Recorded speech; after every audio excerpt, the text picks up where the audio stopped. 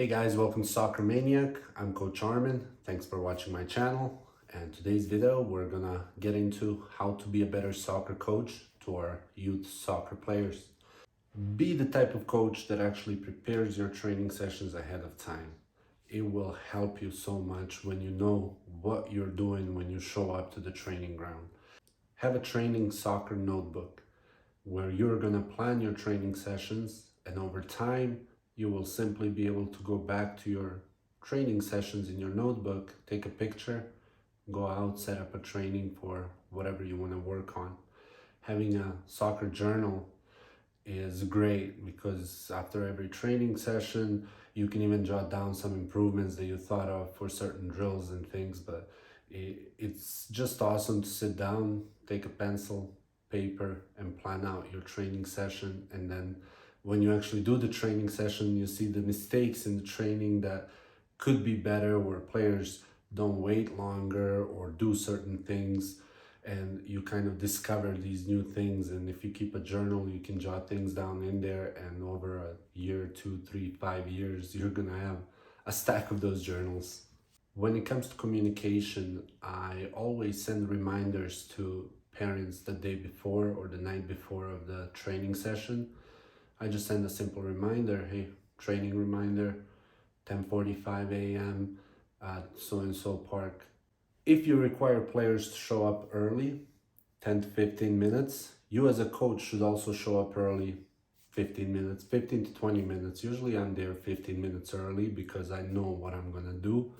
And I have everything set up in 15 minutes. So by the time kids come, we do a little keep away, a little stretching, little, fun exercises, and then we jump straight into training. Every soccer coach should invest in an electric soccer pump. I pump my soccer balls the night before every training. Not really every training, but I do it once a week at least. So the night before training, I pump them all up. Having an electric pump, you set the pressure that you want, click a button, and it goes zzz, pumps it up, and you're done. So one main thing for soccer coaches is to have good equipment. I sometimes see coaches and they only have cones and soccer balls and that's it. In this day and age, you can buy equipment for cheap, and I always recommend getting those big saucer cones, 2 agility ladders, and small cones to have them as well, some hurdles. I require a soccer ball for every soccer player in my training session, so I usually have 20 soccer balls with me. There's rarely a time when you have 20 soccer players, but so I have a few balls that are extra. But having a soccer ball for every player is crucial, especially at a young age, the under 14 level. Oh, and I forgot about pennies. Have 2 pennies, 2 colors of pennies, so that way you can have 3 teams, red, blue, and no pennies. So 2 sets of pennies. When you have this simple set of equipment like, big saucer cones, couple agility ladders, hurdles, little cones, a soccer ball for every player, and I don't know if I'm missing anything, but when you have that set of equipment, there's countless soccer drills that you can do. Feels good. Avoid as much as you can players waiting in line, especially younger players. When you see them waiting in line and then do a drill, couple touches, run, shoot, and they go back to the line and they're just clowning around, laying, doing their thing. And so that's why when I plan my training sessions, I always think about players moving or doing something instead of just chilling, waiting in line, 6-7 players in front of them, and then they're back there just goofing around and getting attention of the other players. So with youth players, lots of soccer ball and lots of drills that are not allowing them to stand around, to just do stuff. All right, soccer coaches, so a lot of you know how to play this game. So be engaged in your training sessions. Demonstrate the soccer drills that you set up. Show the players how it's done. If you're a soccer coach that's a volunteer that doesn't have skills that can, demonstrate drills, find a player that constantly does good with soccer drills and basically have them demonstrate the drill that you want. That way, the players, it's a lot harder to explain when you're just talking, but the kids visually seeing what you do and what you're supposed to do, it's a lot easier for them to repeat what they see than just listen to you and then go and try and do that thing or that soccer drill, especially for younger players. Coach, you're the boss. So don't let players talk and goof around while you're holding a training session and you're talking. Every time that I've had that happen, I simply stop and I give those players that are being disruptive literally waiting for eye contact for them to realize that they've stopped the training for me. And once they realize they've stopped the training, they kind of stop being disruptive.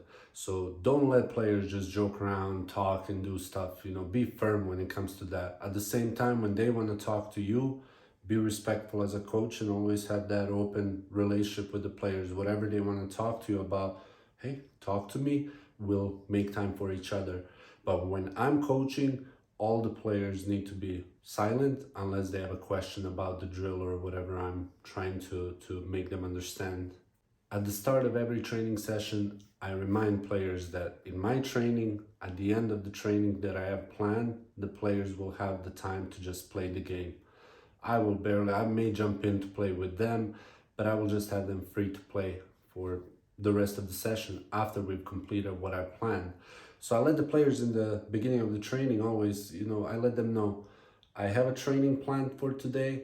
The more disruptions there are, the more I have to stop the training, the less time you guys will have to play at the end. So that kind of works in my favor too, because once players get disruptive, the other ones will get on them and try to get each other in line, so that way they can get to playing. And I show them what I have planned. Usually everybody's all interested, all the youngsters usually.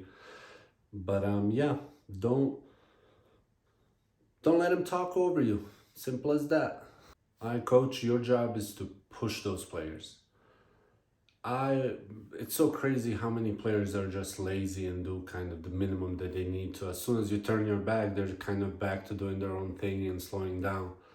You as a coach need to push players.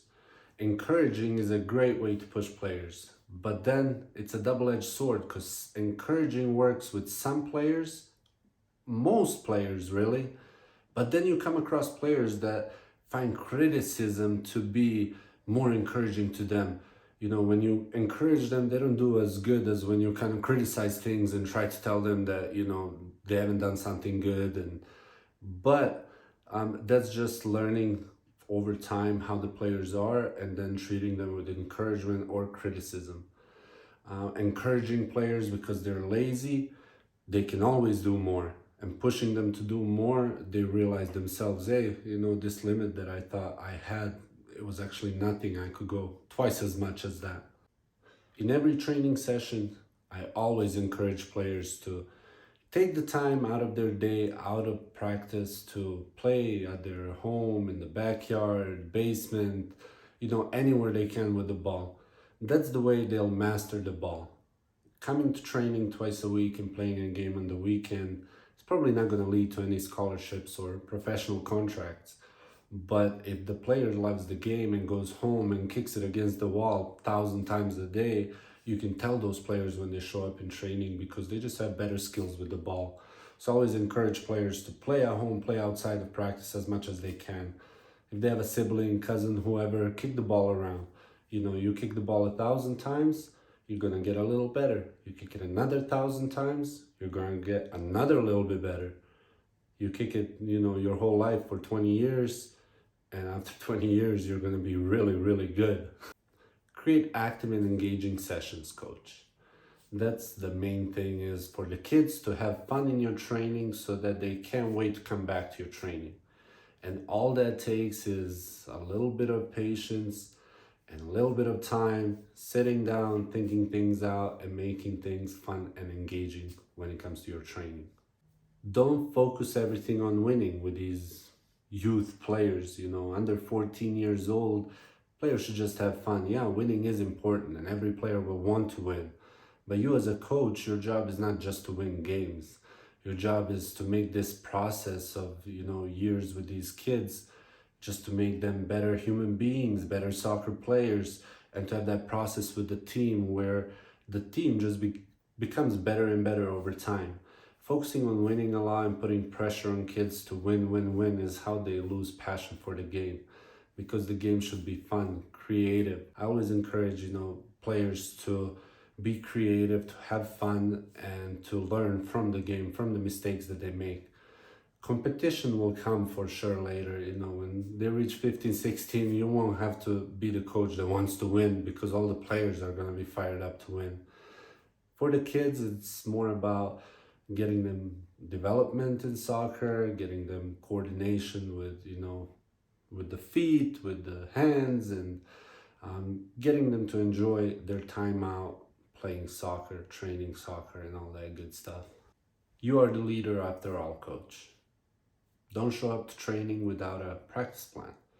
Take the time to plan everything out, lead the kids to have a great time, and focus on just enjoying the process of becoming a better coach, because you learn as you grow, and you can learn as much as you want.